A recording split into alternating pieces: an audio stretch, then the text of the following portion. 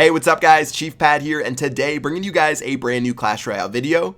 And as you guys might have been able to tell, today is the final day of the season, which means if you're in the Legendary Arena, at midnight Eastern time tonight, all of your trophies will be reset back down to 3,000 and you'll convert those into Legend trophies. And today I've got to make my final push towards the very top. This season has been pretty slow for me. There's been a lot of crazy stuff going on with returning to Twitch, and I was saving up to do like a big trophy pushing stream, but I couldn't stream until yesterday, so really a lot of stuff happening. So today is my final day to get my boy back up there, and for the last 3 or 4 seasons, I've either been the #1 or the #2 player in the US. I think last season I was #2, and then the 3 before that I was #1. So I want to keep pushing. I definitely don't want to be stuck towards the bottom inside of this season. I think I'm about rank 60 right now. Overall, I'm not sure what that is for the US, but there's definitely plenty of room to climb. There's a lot of experimentation I need to do with different decks. But as you can see, as we get into the first battle, things aren't doing too hot, and we actually lose our first tower right off the bat. Now, I don't think I had the very best starting hand, and that's one of the problems with this deck that I'm running right now, and one of the reasons that I'm going to be changing it pretty soon is something important you guys need to look at whenever you're playing a certain deck is how strong is the deck in the very beginning, because there's certain decks where it's about a 50-50 shot that your deck's going to have a good starting hand. For example, P.E.K.K.A. Double Prince is a deck that is really dependent on what your first cards are, and this deck is one of those as well. You have to have something like the Princess Valkyrie or the Royal Giant. If you don't have those 3, then you're almost screwed. So that's why I take a look at certain decks and see what their starting hands are. And for example, this deck it doesn't cut it. And even sometimes during the battle, I'll have 4 cards like Fire Spirits, Inferno Tower, Zap, and Fireball. And if you have those 4 cards in your hand and no one's played anything on the map, you really don't want to play all 4 of those. So yeah, I think I'm going to be changing this deck pretty soon, but for now, as I climb my way up, still pretty serviceable. I think a lot of people are playing Hog Rider decks, and those are probably the strongest decks in the meta right now. Obviously because they weren't touched inside of the last nerfs. I would expect that to change sometime soon. But now we were able to take the tower on the right hand side. You can see I made a pretty good push as well. And to notice what's happening on the right. Now I see a lot of people, when people start pushing aside, they start freaking out. They might overreact with certain troops. And I'm going to go ahead and play my Valkyrie to stop that Hog Rider right there. And even though he's taking out my tower with that Valkyrie, notice how I don't play anything. I don't care about that Valkyrie too much.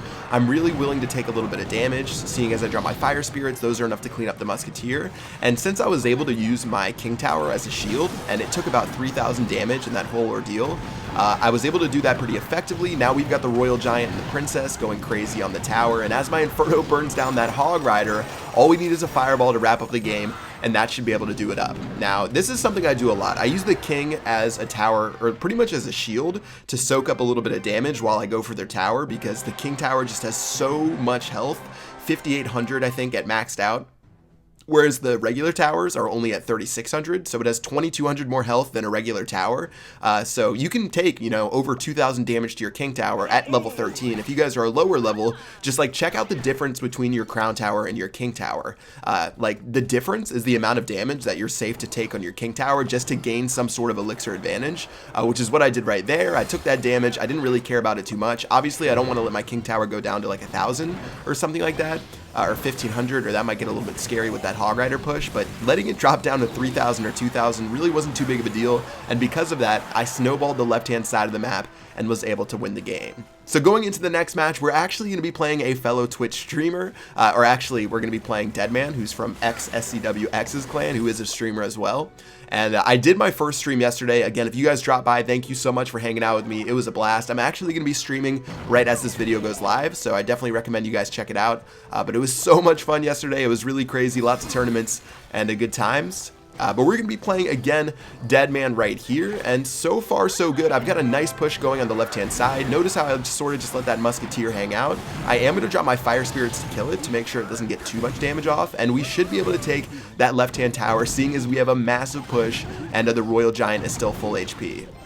Okay, so meanwhile, his Giant's going crazy on the right-hand side, just waiting for my minion horde to be able to take that out, and as soon as that goes down, he's got a couple of squishies on the left. Those really won't do too much damage, so I'm not worried, and with 814 left on the right-hand side, we might be able to just turtle up and play some defense. I'll see what I can do, but again, I think my hand right now is pretty solid. I can play the princess. That should be able to take care of the ice wizard, or I don't even actually need to drop it right now. I can just play my princess farther back. But I decided to drop it just to get my push going, and here comes the musketeer down the very center, but we're gonna go ahead and get ready to play a Valkyrie before he misses his arrows. So of course I gotta keep my BM and emote game strong by dropping a well played. Now that was just a funny moment right there. So we got the Valkyrie and Royal Giant push down the right. He's got the Giant tanking for his musketeer, and as I drop my fire spirits, they actually were smart enough to attack the right people. However, that Giant does so much damage. It's doing over 300 damage per punch, which is ridiculous. And now as my princess goes down, I am an idiot, and the arrows end up getting 8 elixir value and really causing me a lot of trouble. Now my Royal Giant is of course locked onto the tower. That's going to do a great job for me. His Giant meanwhile should go down in just a moment to my Inferno Tower, and even though he has the goblins and that ice wizard still with a little bit of HP, those are just going to die in like half a second. Musketeer is really greedy. I think he was just sort of freaking out at that Inferno Tower. But the musketeer should go down in a moment, and we're sort of just resetting with only 1200 health left on his right hand tower. Now since he spent so much elixir, I knew I was safe to drop my minion horde. I'm going to go ahead and get ready to see what I can do about those goblins. I decided to fireball it just to make sure we didn't take too much damage, because the goblins didn't get targeted by the minions, which was a little bit unfortunate. Royal Giant's going to go down right now and attack the tower, and as we zap all the troops and the cannon right there, Royal Giant will take it down to 323 HP, which might be in fireball range, at least fireball zap range, and one more push from Deadman trying to hold me off for the last couple of seconds. But as I drop that Valkyrie, I actually drop it on the cannon and not the musketeer, but still it is able to barely kill it. And now that we played pretty successful defense, one last Royal Giant in the center, just trying to get that tower down using the Royal Giant, but instead looks like he's gonna finally make his way to the tower, and that's gonna wrap up the game. The Royal Giant in the very center is just free damage almost every single time, and that's just an example of it right there with 19 seconds left in overtime. So 2-1 victory as I'm in my Chief Pat Twitch clan. Let's go ahead and hop into one last battle today as we grind our way up, going against Mu P Kate from looks like an Indonesian clan, and let's go ahead and check out our starting hand to get into the battle. Now again, I can only play 3 cards off the very start: the Valkyrie, the Royal Giant, and the Princess. Luckily I do have the Valkyrie, so I'll play that first, but let's see what he does to react. And he's actually going to drop a Valkyrie and Hog Rider combination. Now Inferno Tower would have been perfect. Instead I drop my minion horde, and guess what? He is going to dominate me and end up doing a ton of damage to my tower. I dropped the WoW. I drop a lot of WoWs because I didn't really expect that to happen.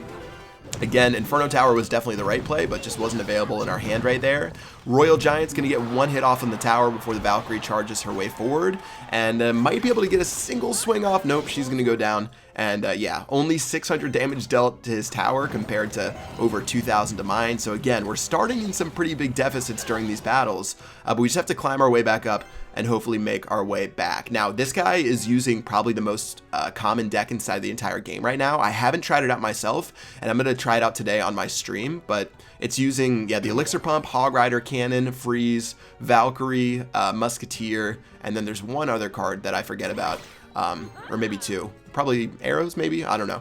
But people are using that. A lot of the top level players are doing that. It's sort of hard to see what's strong and not strong because there's just win trading all over the place at the top of the leaderboard.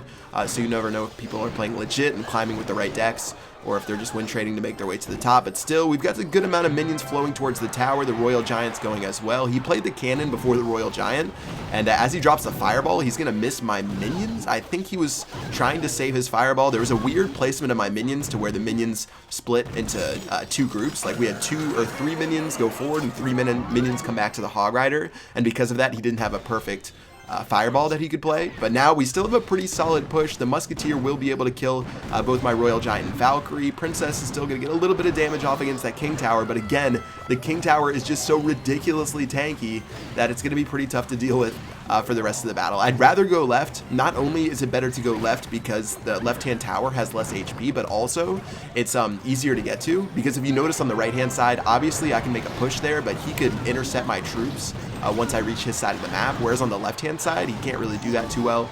So still, we're making another push with our Royal Giant. Inferno Tower is going to go down for that Hog Rider. He's going to start cycling his Fireball or do something. He ends up dropping the free spell instead, so we'll drop our Valkyrie to clean up that Hog Rider. Meanwhile, on the left, he's got a little bit of a push. Again, I'm not freaking out about the Musketeer or the Valkyrie.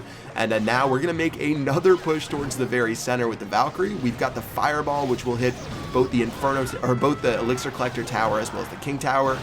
Looks like our minion horde's going to be able to help out against that Hog Rider, but unfortunately we're going to have our tower taken out, so we're going to go into overtime with actually a pretty even game. Actually, he has 2 Elixir Pumps on me, so this game turned around pretty quickly. Honestly, I didn't play that the best, but he does drop a Musketeer right on top of my Royal Giant. He plays another Elixir Collector going into overtime, so I'm just going to drop a couple of Fire Spirits because that completely negates the advantage he made from the Elixir Pumps. You can see my Valkyrie placement was enough to save my Princess. He drops the Fireball right there. I don't think he has anything for my Minion Horde, so I'm going to follow up with the Minion Horde right now. Royal Giant goes down. It should go crazy onto the rest of his buildings. Royal Giant isn't inside of the free spell, so it's actually going to be able to start going crazy on that cannon.